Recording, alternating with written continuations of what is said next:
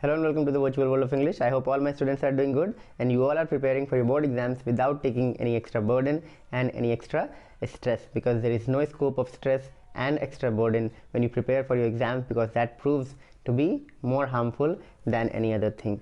This session is dedicated to 10 MCQ questions that I have chosen from your English literature syllabus. These are 10 very important questions. I hope you'll watch this video till the end and pin your score in the comment section when you have taken this test. So without wasting any time, let us begin and see these 10 questions very quickly. One by one, the questions will be reflected on your screen. Take your time, you'll get 30 seconds to answer, and then I'll be giving you the correct answer. So take this test and you will be able to analyze how much you are prepared for your English literature syllabus, right? So shall we begin? But before we begin, make sure you've liked, subscribed and shared our videos. Thank you. So the very first question we can see on the screen is, without wasting any time, the very first question is, where does Act 3 Scene 1 take place? So the very first question is, where does Act 3 Scene 1 take place? Options are on board a ship at sea, option B outside Prospero's cell, option C in the forest, option D on the island. Take your time, give your answer. Option A, on board a ship at sea, outside Prospero's cell, in the forest or on the island. Make sure you're reading all the four options. Do not skip any option that is there on your paper. Read and go through all the options carefully. So the correct answer is option B. Option B is your correct answer, Prospero's cell. Prospero's cell is the correct answer. I hope most of you would have answered it in a correct manner. Let us see question number 2 on the screen. So here is question number 2 on the screen. What did Miranda do to violate her father's instructions? Miranda's father, Prospero, had given her some instructions. What did she do to violate those instructions? Option A, she met Ferdinand. Option B, she told her name to Ferdinand. This is option B. Next option, she helped him escape. Did she help Ferdinand to escape? Or option D, she helped him complete his job. Again, go through all these options and then choose the correct answer. Take your time. If you feel I'm giving you lesser time, you can pause the video, read the option and then go with your answer. She met Ferdinand, she told her name to Ferdinand, she helped him escape, she helped him complete his job. What is the correct answer? So what will be the correct answer? The correct answer will be option B. She told her name to Ferdinand. So the correct answer for question number 2 is, she told her name to Ferdinand. I hope you all have got the answer and you agree with the answer. If there is any confusion regarding any answer, you can mention it in the comment section. Okay, question number 3, let us have it on the screen. Question number 3, it says, why does Miranda think that she will do the job of carrying logs better than Ferdinand? So Prospero had assigned some work to Ferdinand to test his love for Miranda. Let us see why Miranda thinks that she'll be able to do the job in a better way if compared to Ferdinand. Miranda was not very happy with the work that was assigned to Ferdinand by Prospero. Option A, she will do it with her good will. Ferdinand will do it against his will. Option C, both A and B. Option D, none of the above. Be very careful about these kind of options, which are option C, both A and B, and none of them. So read the options very carefully. Okay, she will do it with her good will, Ferdinand will do it against his will, both A and B, or none of the above. Once again, I'll read the question. Why does Miranda think that she will do the job of carrying logs better than Ferdinand? Choose your answer. And the answer is both A and B. Both A and B is the correct answer for question number 3. Next, we have question number 4 on the screen. Which of the following adjectives has Trinculo used for Caliban? Which of the adjectives has Trinculo used for Caliban? Option A, ignorant monster. Option B, immoral fish. Option C, both A and B. Again, there is an option, both A and B. Option D, none of the above. Which of the following adjectives has Trinculo used for Caliban? Ignorant monster, immoral fish, both A and B, or none of the above. What is the correct answer? Choose your answer and decide if you think that is your answer. I'll be giving my answer in a while. So the correct answer is both A and B. Trinculo used for Caliban ignorant monster plus immoral fish. He called Caliban by both the names. So I hope question 4 is answered in a correct manner. Let us move to question number 5. So question 5 says, in the story To Build a Fire, the darkness around the man did not worry the man because option A, he was blind. Was the man blind? He was habituated to live in darkness. Was he habitual of living in darkness? That's why he did not worry whether there was sunlight or not. Option C, he had a powerful flashlight. Did he have a flashlight? Option D, he was used to the lack of sun. These are 4 options. Let us read the options once again. He was blind. He was habituated to live in darkness.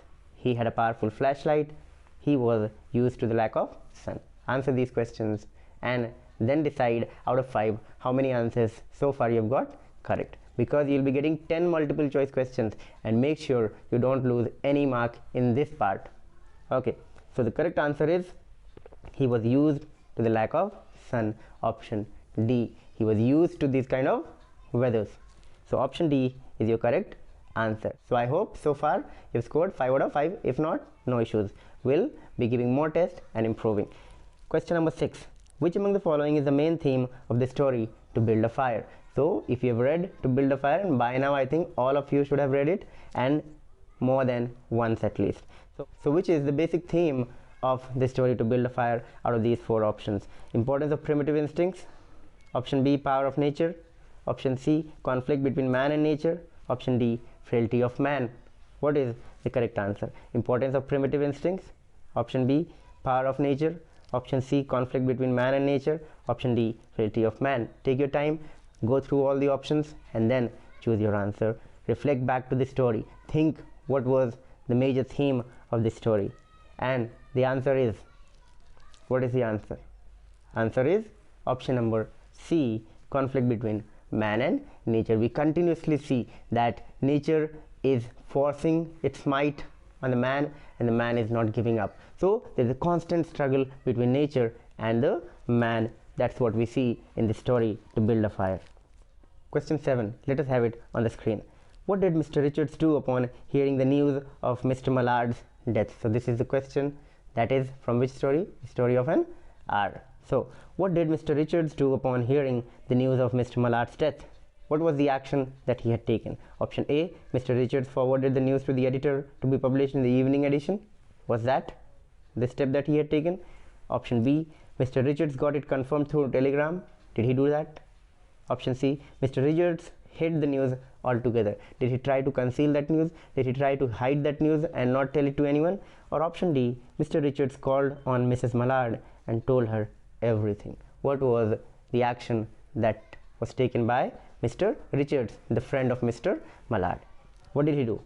Go through all the options, choose your answer. And the correct answer is, what is the correct answer? The correct answer is option B. Mr. Richards got it confirmed through telegram. He wanted to be very sure before he breaks the news to Mrs. Mallard. So that was the step that he had taken. Let us have question number 8 on the screen. What is the significance of the bar in the poem Crossing the Bar? What is the significance of the bar in the poem Crossing the Bar? What is the significance of it? Option A, it is a place where people can rest before going deep into sea. Is the word the bar implying that?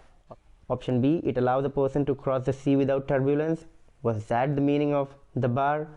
It is a barrier between life and death. Option D, it enables a man to avoid death for a year or two. What is the correct implication of the word the bar in the poem Crossing the Bar? Choose your answer. Reflect back to the poem when you had read it in the class. So the correct answer is option C. It is a barrier between life and death.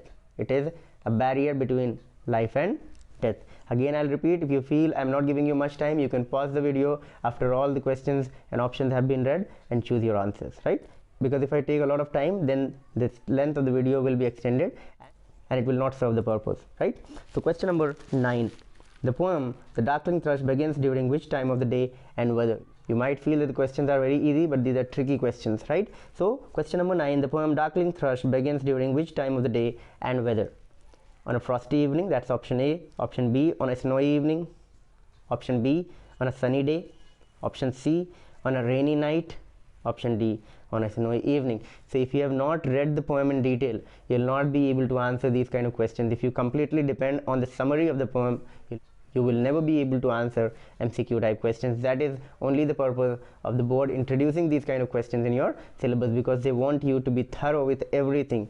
Do not depend on the guidebooks. So the correct answer for question number 9 is option number A, on a frosty evening. There will always be confusion between the frosty evening and the snowy evening, but the poem very clearly mentions frosty evening. So this was the correct answer of question number 9. Now we are moving to the end of the session, that is question number 10, and let us see what the question number 10 offers us. The poem Birches describes the reminiscence of an adult about. What does the poem Birch describe about? Option A, his carefree days. Was it describing the poet's carefree days? Option B, his boyhood days of swinging on birch. Was it that? Option C, his boyhood days of climbing the trees. Was he climbing or was he swinging? Or option D, his childhood days in the lap of nature. What is the correct answer? Read all the 4 options, reflect back to your classes, reflect back to your poem, and then decide what is going to be your correct answer. And the correct answer for this question is option number B, his boyhood days of swinging on birch. So I hope this was a helpful session. Only 10 questions, but I'll be coming up with more such sessions. So keep watching, like the video, and please pin your score in the comment section. There should not be any hesitancy in pinning your score in the comment section. No problem if you've got lesser than 10 marks. It's okay. We will improve. We'll work on it. So thank you for watching. Do subscribe, share the video, and like and comment. Thank you.